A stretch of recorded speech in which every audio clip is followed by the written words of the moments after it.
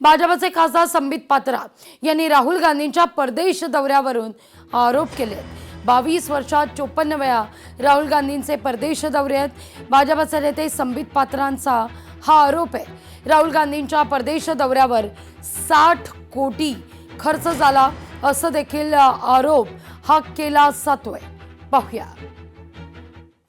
2004 से 2026 तक राहुल गांधी 54 यात्रा जो उनकी रही विदेश की, उसमें उनका खर्चा हुआ है 60 करोड़। 60 करोड़ रुपए का खर्चा राहुल गांधी जी के विदेश यात्रा में रहा है। 10 वर्षों में, विगत 10 वर्षों में 10 असेसमेंट ईयर में राहुल गांधी जी की आमदनी थी 11 करोड़ रुपए। 11 करोड़ रुपए की आमदनी, 60 करोड़ रुपए फॉरेन ट्रिप में खर्चा। या सगळ्याविषयी बोलण्याकरता काँग्रेसचे वरिष्ठ नेते आणि प्रवक्ते अतुल लोंढेजी आपल्यासोबत जोडले गेलेले आहेत। अतुल सर, तुम्ही देखील ही पत्रकार परिषद ऐकली असेल। भाजपचे नेते संबित पात्रांनी लेखाजोखा मांडत असताना सिक्रेट टूर कशा करता हा थेट मुद्दा या क्षणी उपस्थित केलेला आहे। त्या वेड्या माणसाची प्रेस कॉन्फरन्स तुम्ही लक्षात घेता याचंच मला आश्चर्य वाटतं। सिक्रेट टूर कसा असू शकतो? आपण पासपोर्ट देतो, पासपोर्ट देऊन नंतर बाहेर जातो देशाच्या, विजा घेतो, या सगळ्या गोष्टीवर देखरेख तर केंद्र सरकारचीच असते। म्हणजे सरकार त्यांचं आहे, ते सरकारमध्ये आहे, ते स्वतः आता खासदार आहेत। त्याच्यानंतर सांगतात की राहुल गांधी सिक्रेट टूरवर जातात। याचा अर्थ हे पुष्कळच म्हणजे अपयशी सरकार आहे, यांना काही माहिती नाही। एक असं असू शकतं, नाहीतर दुसरं मग आता काहीतरी आरोप करायचे वेड्यासारखे, म्हणून आरोप करायचे, कारण की हाच माणूस आहे सांगणारा की गाय का गोबर कोहिनूर से भी महंगा होता है। हाच तो मूर्ख माणूस आहे ना।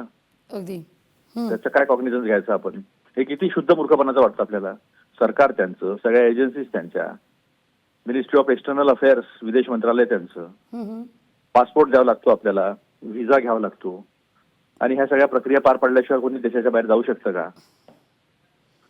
त्यांनी थेट असा देखील आरोप केला अतुलजी। त्यांचं असं म्हणणं होतं की राहुल गांधींना या सगळ्या परदेश दौऱ्याकरता परदेशातूनच फंडिंग केलं जातं।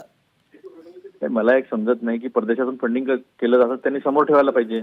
ते सुद्धा बँकेतूनच येत असेल ना, बँकेतून येत असेल, किंवा त्यांनी कुठून तो तिकीट्स काढल्या गेल्या, कुठून काय झालं, हे आता सगळं येत असेल ना। हे शुद्ध मूर्खपणाचं आणि आपलं अपयश लपवण्यासाठी काहीतरी हवेतले आरोप करायचे, खोटे नाटे आरोप करायचे, हे बीजेपीची सवय आहे। मी बोललो त्यातलं एक तरी खोटं आहे का तुम्ही सांगा? आपल्याला बाहेर जायचं असेल तर विजा काढावा लागतो ना। अगदी आपल्याला पैशाचा सोर्स दाखवावा लागतो, बँक अकाउंट दाखवावं लागतात, शेवटल्या 6 महिन्याचे दाखवावं लागतं ना सगळं विजा काढताना।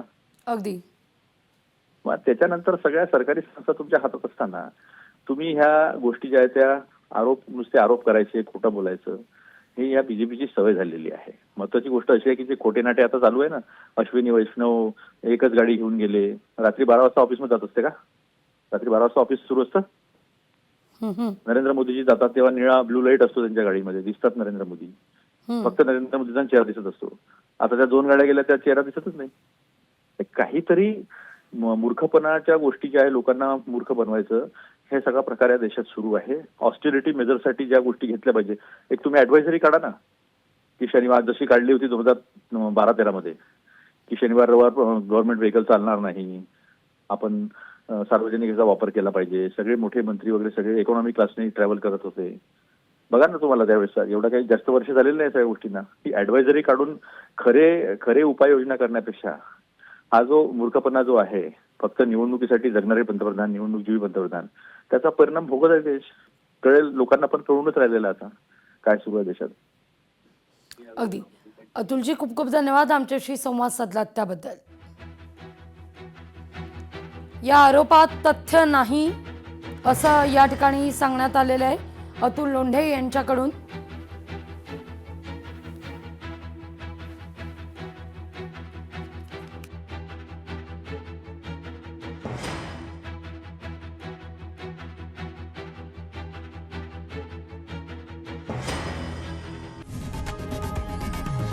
लोकशाही मराठी ऐका, पहा, जागरूक रहा।